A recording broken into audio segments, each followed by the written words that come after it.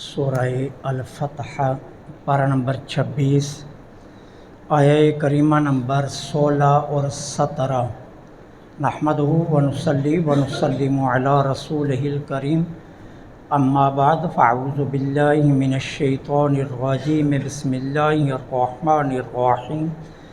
قل للمحلفین من الاعراب ستدعون الی قوم اولی بأس شدید تقاتلونہم او یسلمون فإن تطیعوا یؤتکم اللہ اجرا حسنا وإن تتولوا كما تولیتم من قبل يعذبكم عذابا علیما۔ لیس علی الأعمى حرج ولا علی الأعرج حرج ولا علی المریض حرج ومن يطع اللہ ورسولہ يدخلہ جنات تجری من تحتها الانہار ومن يتول يعذبہ عذابا علیما۔ صدق اللہ العظیم۔ قل فرما دیجئے، للمحلفین پیچھے کر دیے جانے والے، من الاعرابی دیہاتیوں کو، ستدعون عن قریب تم کو بلایا جائے گا، الی قوم ایسی قوم کی طرف، اولی بأس شدید جو سخت جنگ جو ہے، تقاتلونہم تم ان سے قتال کرتے رہو گے، او یسلمون یہاں تک کہ وہ مسلمان ہو جائیں، فإن تطیعوا پس اگر تم نے اطاعت کی، یؤتیکم اللہ اجرا حسنا اللہ تمہیں اجر عظیم عطا فرمائے گا، وإن تتولوا اور اگر تم نے اعراض کیا، کما جیسے تولیتم تم اعراض کرتے رہے ہو، من قبل اس سے پہلے، یعذبکم تم کو عذاب دیا جائے گا، عذابا علیما دردناک عذاب۔ لیسا نہیں ہے کوئی گناہ علی الاعمی اندھے پر، ولا علی الاعرج اور نہ لنگڑے پر، حرج کوئی گناہ، ولا علی المریض اور نہ مریض پر، حرج کوئی گناہ، ومن یطع اللہ ورسولہ جو اللہ اور اس کے رسول کی اطاعت کرے گا، یدخلہ اللہ اس کو داخل فرمائے گا، جنات ایسے باغوں میں، تجری من تحتها الانہار جن کے نیچے نہریں بہتی ہیں، ومن یتولی اور جس نے منہ موڑا، یعذبہ اس کو عذاب دیا جائے گا، عذابا علیما دردناک عذاب۔ اس آیہ کریمہ میں اللہ جل سبحانہ و تعالی نے یہ فرمایا کہ محبوب فرما دیجئے، ان قریب تمہیں بلایا جائے گا ایک سخت جنگ جو قوم کی طرف۔ اب یہ سخت جنگ جو قوم کون سی ہے؟ اس کے متعلق مفسرین کرام کے مختلف اقوال ہیں، 4 قول مشہور ہیں۔ نمبر 1، حضرت عبداللہ بن عباس رضی اللہ تعالی عنہ فرماتے ہیں، اس جنگ جو قوم سے مراد اہل فارس یعنی جو ایران والے ہیں وہ ہیں، کہ ان قریب تمہیں ایران والوں سے جنگ کے لیے بلایا جائے گا۔ دوسرا قول ہے حضرت حسن اور عبد الرحمن بن ابی لیلہ کا، وہ فرماتے ہیں اس سے مراد ہیں اہل روم، کہ تمہیں اہل روم کی طرف جنگ کے لیے بلایا جائے گا۔ حضرت سعید بن جبیر اور حضرت قتادہ رضی اللہ تعالی عنہما ان دونوں کا قول ہے، وہ فرماتے ہیں کہ اس سے مراد کون ہیں؟ اہل حوازن اور غطفان کے قبائل جن سے مسلمانوں کی مشہور جنگ ہوئی ہے، جس کو جنگ حنین کہا جاتا ہے۔ اور چوتھا قول یہ ہے امام زہری کا امام زہری فرماتے ہیں اس سے مراد ہے مسلمہ قذاب کے ساتھ جو جنگ ہوئی ہے وہ مراد ہے۔ اچھا، مفسرین کی جو کثیر جماعت ہے وہ دو قول کی طرف گئی ہے۔ چار قولوں کے بعد پھر دو قول کو مفسرین کی اکثریت نے لیا ہے۔ ایک قول یہ کہ اس سے مراد ہے مسلمہ قذاب کے لوگ، اور دوسرا قول یہ ہے کہ اس سے مراد ہے اہل روم، اہل فارس، وہ اس سے مراد ہیں۔ اچھا، حضرت رافع بن خدیج رضی اللہ تعالیٰ عنہ وہ قسم اٹھا کر کہتے ہیں کہ جب ہم اس آیہ کریمہ کی تلاوت کرتے تھے نا تو ہمیں پتہ نہیں چلتا تھا کہ یہ جنگ جو قوم کون سی ہے۔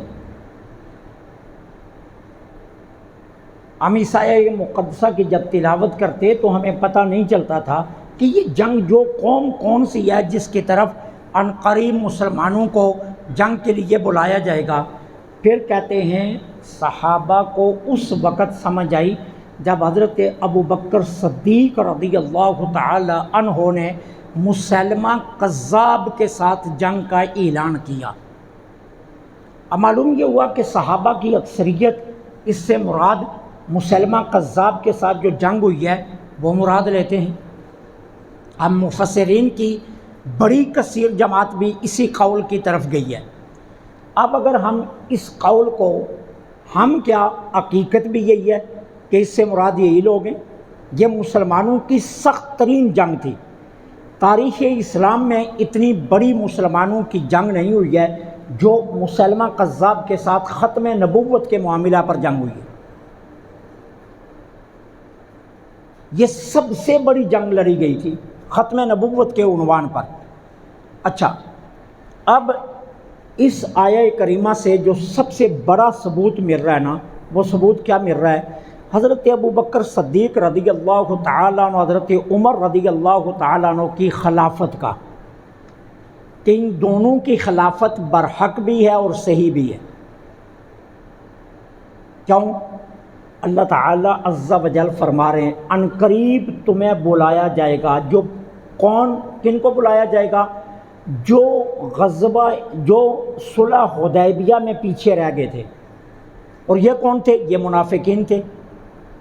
اچھا، پھر اللہ تعالیٰ نے خیبر کے موقع پر اعلان کیا کر دیا، حدیبیہ میں یہ رہ گئے، خیبر میں جب حضور جانے لگے تو انہوں نے منت و سماجت کی ہمیں ساتھ لے کر چلیں۔ اب اللہ تعالیٰ نے یہ فیصلہ سنا دیا، ہرگز تم میرے محبوب کے ساتھ نہیں چل سکو گے۔ کیوں؟ تم اس قابل ہی نہیں ہو کہ محبوب کی صحبت کے لیے تمہیں چنا جائے۔ اب قرآن نے کہہ دیا تم نہیں جا سکو گے۔ اب پتہ یہ چلا کہ مسلمہ قذاب کی طرف بلانے والے حضور نہیں ہیں، اس جنگ کی دعوت دینے والے حضور نہیں ہیں۔ اب جب یہ بات کنفرم ہو گئی کہ حضور نہیں ہے تو اب اس کے بعد پھر کون ہے؟ حضرت ابو بکر صدیق، جنہوں نے مسلمہ قذاب کی طرف جنگ کے لیے بلایا۔ اب جب حضرت ابو بکر صدیق بلانے والے ہیں تو قرآن کیا کہہ رہا ہے کہ اب اطاعت لازم ہے۔ ان تطیعوا، اگر تم نے اطاعت کی اللہ تمہیں اجر عظیم دے گا۔ اب یہ اطاعت کس کی ہوگی؟ حضرت ابو بکر صدیق کی۔ اور اگر حضرت ابو بکر صدیق کی خلافت صحیح نہیں ہے تو اللہ اطاعت کا حکم قرآن میں کیوں دے رہا ہے؟ اور اگر اللہ حضرت ابو بکر صدیق کی اطاعت کا حکم قرآن میں دے رہا ہے اور اس اطاعت پر اجر عظیم کا وعدہ بھی کر رہا ہے تو اس کا مطلب یہ چلا کہ ابو بکر صدیق کی خلافت برحق ہے۔ تو جب حضرت ابو بکر صدیق کی خلافت برحق ہو گئی تو حضرت عمر کی خلافت خود بخود سمجھ میں آ گئی کہ وہ حق ہے۔ کیوں؟ ابو بکر خلافت میں اصل ہیں اور عمر ان کی فرع ہیں، کیونکہ حضرت عمر کا انتخاب حضرت ابو بکر صدیق کر کے گئے نا۔ تو جب ایک چیز کی اصلیت ثابت ہو جائے تو اس کی فرع بھی پھر صحیح ہوتی ہے۔ جب کہا جائے کہ جی یہ آسا جو ہے یہ اصل ہے، اب اس آسے کی جو نقل بنائی جائے گی، اب آسے کی اصل کے ساتھ جو وہ ہوگی وہ اس کی فرع ہوگی، اور جب یہ اصل ہے تو فرع بھی اصل سمجھی جائے گی۔ اب جب حضرت ابوبکر صدیق کی خلافت اصل ہے تو پھر معلوم یہ ہوا کہ حضرت ابوبکر صدیق کے بعد حضرت عمر کی خلافت بھی اصل ہے۔ اب دوسرا قول جس کی طرف جمہور گئے وہ قول کیا ہے؟ اہل فارس کے ساتھ جنگ، کیونکہ اہل فارس کے ساتھ جو جنگ ہوئی ہے وہ بھی جنگ عظیم تھی مسلمانوں کی، اور وہ بھی شدید ترین قوم تھی جنگ لڑنے والی، ایران والے۔ اب ایران والوں کے ساتھ جنگ کس نے کی؟ یا دور فاروقی میں ہوئی ہے۔ اب جب دور فاروقی میں یہ جنگ ہوئی ہے تو اس کا مطلب یہ چلا کہ حضرت عمر کی اطاعت لازم ہے۔ اب جب حضرت عمر کی اطاعت لازم ہے تو عمر کی خلافت ثابت ہو گئی، تو عمر فرع ہیں ابو بکر کی، تو ابو بکر کی خلافت بھی برحق ہو گئی۔ اچھا، اب اگر کوئی شخص یہ اعتراض کرے کہ جی یہاں سے مراد حضرت علی ہیں، تو یہ بات اچھی طرح ذہن نشین رکھنا، حضرت علی کو اپنے دور خلافت میں اسلام کے دشمنوں سے جنگ کا موقع ملا ہی نہیں۔ حضرت علی نے کوئی ایک جنگ بھی اسلام کے دشمنوں سے نہیں کی ہے، ان کے دور خلافت میں اسلام کے دشمنوں سے کوئی جنگ نہیں ہوئی۔ حضرت علی کی 3 جنگیں ہیں مشہور، جنگ جمل، جنگ صفین، اور جنگ جو آخری عمر میں کی خارجیوں کے خلاف۔ اب پہلی جنگ ہوئی ہے حضرت عائشہ صدیقہ کے ساتھ، دوسری جنگ ہوئی ہے حضرت امیر معاویہ کے ساتھ، اور تیسری جنگ ہوئی ہے خارجیوں کے ساتھ، اور یہ سارے آپنے تھے۔ حضرت علی کی جنگیں آپنوں سے ہوئی ہیں، اسلام کے دشمنوں سے نہیں ہوئی ہیں۔ لہٰذا یہاں جو حکم دیا جا رہا ہے وہ اسلام کے دشمنوں سے جنگ کا حکم ہے، تو یہاں سے حضرت علی کی ذات مراد نہیں ہو سکتی، یہاں سے یا حضرت ابو بکر اور حضرت عمر مراد ہیں، اور حضرت ابو بکر اور عمر جب مراد ہیں تو پھر ان کی خلافت بھی برحق ثابت ہو گئی۔ تو قرآن کی یہ آیا ان دونوں خلفاء کی خلافت کا اعلان کر رہی ہے۔ قل فرما دیجئے پیچھے رہ کر دیے جانے والوں سے، ان قریب تمہیں ایک جنگ جو قوم شدید کی طرف بلایا جائے گا، پھر کیا کرو گے؟ تم ان سے جنگ کرتے رہو گے یہاں تک کہ وہ مسلمان ہو جائیں۔ اب یہ ایک حکم ہے، شرعی فقہ کا حکم ہے جس کا ذکر ہے اس میں، تو قاتلونہم او یسلمون کے اندر، وہ کیا ہے کہ مرتد کو قتل کرنا واجب ہے۔ مرتد کس کو کہتے ہیں؟ جس نے پہلے کلمہ پڑھا، مسلمان ہوا، اور پھر دوبارہ کفر میں چلا گیا، یہ ہے مرتد، ارتداد کرنے والا، اسلام کو رد کر کے دوبارہ کفر میں جانے والا۔ مرتد کو قتل کرنا واجب ہے۔ اب اس کے لیے فقہا کے نے جو احکامات احادیث اور قرآن کی روشنی میں نکالے ہیں وہ 3 ہیں۔ نمبر 1، سب سے پہلے مرتد کے سامنے اسلام پیش کیا جائے گا، اگر اسلام قبول کر لے فبیہا، اسے چھوڑ دیا جائے گا۔ نمبر 2، اگر وہ مہلت مانگے تو اسے 3 دن کی مہلت دی جائے گی۔ کیوں؟ اس لیے ممکن ہے کسی شبے کی وجہ سے وہ کفر میں گیا ہو، اس کے دماغ میں کسی نے کوئی شبہ ڈال دیا ہو اسلام کے خلاف، تو وہ کفر میں چلا گیا۔ اب 3 دن اسے سوچ و فکر کے لیے دیے جائیں گے کہ وہ اچھی طرح سوچ و فکر کر لے۔ اب اگر 3 دنوں کے بعد وہ توبہ کر کے واپس اسلام میں آ جاتا ہے تو اب کیا ہے؟ اس کو معاف کر دیا جائے گا۔ اب تیسری صورت کیا ہے؟ اسلام پیش کیا، اسلام پیش کرنے کے بعد نہ اس نے مہلت مانگی بلکہ اسلام کا انکار کیا، تب حکم یہ ہے اسی جگہ پر اسی وقت اسے قتل کر دیا جائے گا۔ یہ مرتد کے لیے 3 حکم شرعی ہیں، ٹھیک ہے۔ اب اسلام قرآن کی اس آیت سے یہ حکم ثابت ہے۔ قرآن کیا کہہ رہا ہے؟ تقاتلونہم، تم ان سے لڑتے رہو گے، او یسلمون، یہاں تک کہ وہ مسلمان ہو جائیں، یعنی مرتد سے جنگ اتنی دیر تک جاری رکھی جائے گی جتنی دیر تک کہ وہ دوبارہ اسلام میں نہیں آ جاتا، یا مسلمان ہو جائے یا پھر اسے قتل کر دیا جائے۔ اس کے پاس تیسرا راستہ نہیں ہے، 2 ہی راستے ہیں، یا اسلام کو قبول کر لے یا پھر قتل ہو جائے۔ تو قاتلونہم، تم ان سے لڑتے رہو گے۔ تو یہ جو مسلمہ کذاب تھا اس نے نبوت کا دعویٰ کیا تھا، تو بہت سارے مسلمان اسلام سے مرتد ہو کر اس کے ساتھ مل گئے تھے، اور مسلمہ کذاب کا کلمہ پڑھ لیا تھا انہوں نے، اور ختم نبوت کے منکر ہو گئے تھے۔ اب ان سے حضرت ابو بکر صدیق نے جنگ کی تھی، ان کے دور خلافت میں جنگ ہوئی، اور حضرت ابوبکر صدیق نے کتنا سخت اعلان کیا تھا، خود گھوڑے پر بیٹھ گئے تھے اور اعلان کیا کر رہے تھے، اگر میری بوٹیاں کوے نوچ لیں، اگر میرے جسم کو چیلیں کھا جائیں، میں پھر بھی حضور کی ختم نبوت کے لیے جنگ کرتا رہوں گا یہاں تک کہ ختم نبوت کے منکروں کو میں ختم کر دوں۔ یہ حضرت ابوبکر صدیق کا اعلان تھا کہ اگر مجھے نوچ بھی لیا جائے میں پھر بھی باز نہیں ہوں گا، میں جنگ کروں گا یہاں تک کہ ختم نبوت کے منکروں کو میں ختم کر دوں۔ تو اسلام نے یہ حکم دیا مرتد کے لیے کہ مرتد واجب القتل ہے۔ تین ہی راستے ہیں، اسلام قبول کر لے، یا قتل کر دیا جائے، یا مہلت مانگے تو 3 دن کی مہلت دی جائے۔ اور 3 دن کی مہلت کا جو تعلق ہے یہ احادیث سے ثابت ہے۔ اور حضرت عمر بن خطاب کے زمانے میں بھی ایک شخص مغرب سے آیا اور اس نے آ کر کہا جی ہمارے علاقے میں ایک بندے نے ارتداد کیا، مرتد ہو گیا۔ حضرت عمر نے اس سے پوچھا تم نے کیا کیا؟ انہوں نے کہا جی میں نے تو اسے اسی وقت قتل کر دیا۔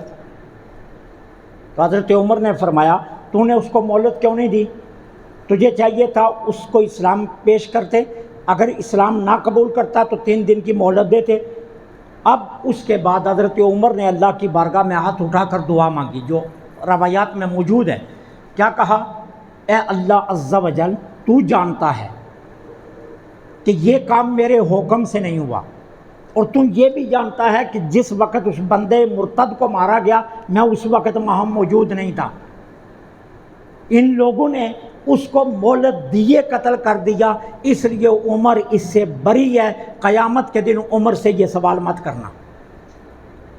تو مرتد کے لیے حکم یہی ہے کہ پہلے اسلام پیش کیا جائے، اگر اسلام قبول کر لے فابیہ نہ کرے، مہلت مانگے تو 3 دن کی مہلت دی جائے گی، 3 دن سے زیادہ کی مہلت نہیں دی جائے گی۔ اب اس کے بعد اگر وہ اسلام کی طرف نہیں آتا تو پھر اس کو قتل کر دیا جائے گا۔ تمام فقہا کا اسی پر اتفاق ہے اور یہی قرآن و حدیث کا حکم ہے۔ اب کچھ مستشرقین کیا کہتے ہیں؟ وہ یہ کہتے ہیں کہ مرتد کو قتل کرنے کا جو حکم اسلام دیتا ہے نا، یہ آزادی رائے اور فکر اعتقاد کے خلاف ہے۔ ہر بندے کو آزادی ہے اپنی رائے کی، اور اپنے اعتقاد کی فکر میں ہر بندہ آزاد ہے، لہٰذا اگر وہ مرتد ہے تو وہ اس کو آزادی ہونی چاہیے۔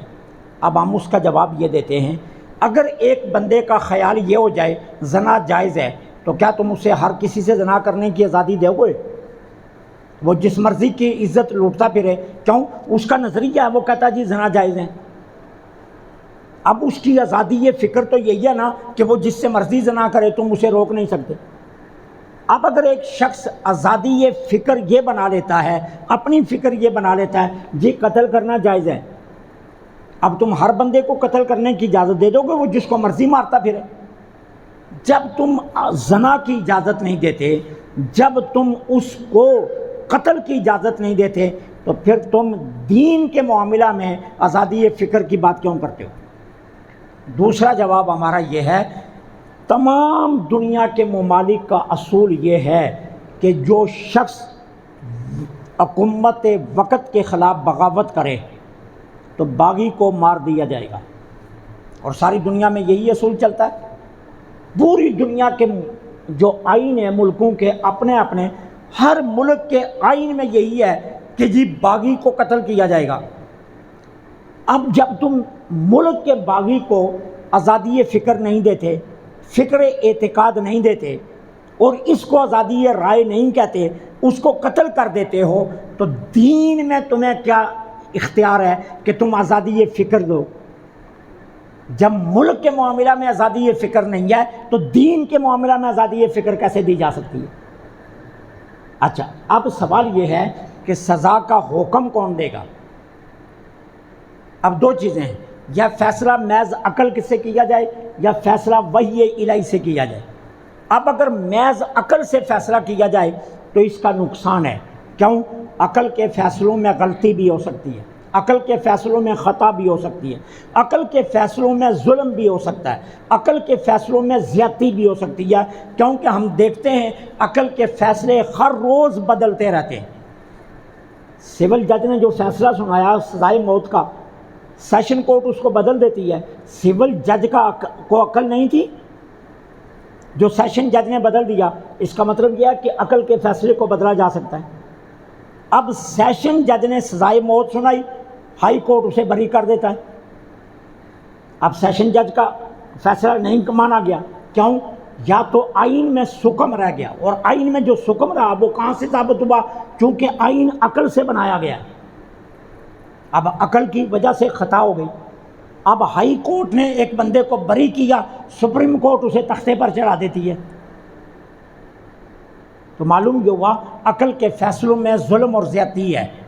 اب اعتماد کس پر کیا جائے گا؟ اللہ کی وحی پر، کیوں؟ اس میں غلطی کا احتمال نہیں ہے۔ اب اللہ کی وحی یہ کہہ رہی ہے کہ مرتد واجب القتل ہے، یہ اللہ کی وحی کا فیصلہ ہے کہ مرتد واجب القتل ہے۔ تو پھر جس قانون پر اعتماد کیا جا سکتا ہے وہ قانون یہ کہہ رہا ہے کہ مرتد کو قتل کر دیا جائے گا، یہ آزادی رائے یا فکر اعتقاد کا بہانہ بنا کر ہم اسے بے لگام چھوڑ نہیں سکتے۔ اچھا، پھر مستشرقین ایک اعتراض کرتے ہیں، قرآن کہتا ہے لا اکراہ فی الدین، دین میں سختی نہیں ہے، تو ہم کہتے ہیں قرآن کے ٹوٹے پڑھنے سے قرآن کی تعلیم مکمل نہیں ہوتی۔ اس طرح اگر چلیں تو قرآن کہتا ہے لا تقربوا الصلاۃ، نماز کے قریب نہ جاؤ۔ اب کیا نماز نہ پڑھیں؟ قرآن تو کہہ رہا ہے نماز کے قریب بھی مت جانا۔ اب قرآن کا حکم ہے یا ایھا الذین آمنوا لا تقربوا الصلاۃ، اے ایمان والو نماز کے قریب مت جانا۔ اب قرآن کہہ رہا ہے شراب میں نفع ہے، تو کیا شراب پینی چاہیے؟ ہم کہتے ہیں پورے قرآن کی آیت کو پڑھنا چاہیے۔ آیت نے کیا کہا؟ لا اکراہ فی الدین قد تبین الرشد من الغی، دین میں سختی نہیں ہے، لیکن ایک بات یاد رکھو، ہدایت گمراہی سے واضح ہو چکی ہے، ہدایت گمراہی سے واضح ہو چکی ہے۔ ومن یکفر بالطاغوت، جس نے شیطان کا انکار کیا، یؤمن باللہ، اللہ پر ایمان لے آیا، فقد استمسک بالعروۃ الوثقی، اس نے ایک مضبوط دستے کو پکڑ لیا ہے جو دستہ اسے ہدایت تک لے جائے گا۔ تو جتنی دیر تک پوری آیت کو نہ پڑھا جائے اتنی دیر تک جو ہے نا وہ معنی واضح نہیں ہوتا۔ اس لیے یہ آیت ہے اصلی کافر کے بارے میں، لا اکراہ فی الدین، یہ اصلی کافر کے بارے میں ہے، یہ مرتد کے بارے میں نہیں ہے۔ مرتد کا حکم الگ ہے، اصلی کافر کا حکم الگ ہے۔ تو اس لیے مرتد واجب القتل ہی ہے، اس کے لیے اور راستہ نہیں ہے، یا توبہ کرے یا اسے قتل کیا جائے گا۔ اب اس کے بعد اللہ تعالیٰ فرما رہے ہیں جب یہ آیہ کریمہ نازل ہوئی، جو معذور لوگ تھے وہ حضور کی بارگاہ میں حاضر ہوئے، حضور ہمارے لیے کیا حکم ہے؟ کیا اگر ہم جنگ میں نہ گئے تو اللہ ہمیں عذاب دے گا؟ اب اللہ نے اس کے جواب میں یہ آیہ نازل کی، لیس علی الاعمی حرج، اندھے پر گناہ نہیں ہے، نابینا اگر جنگ میں نہیں جاتا، جہاد نہیں کرتا، اس پر کوئی گناہ نہیں ہے۔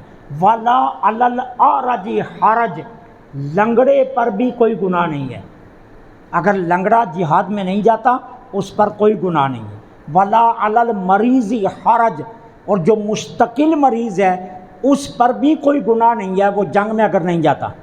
اس کے بعد فرمایا وَمَن يُطِعِ اللَّهَ وَرَسُولَهُ، جو اللہ اور اس کے رسول کی اطاعت کرے گا اللہ اس کو ایسے باغات میں داخل کرے گا کہ جن کے نیچے نہریں بہہ رہی ہیں۔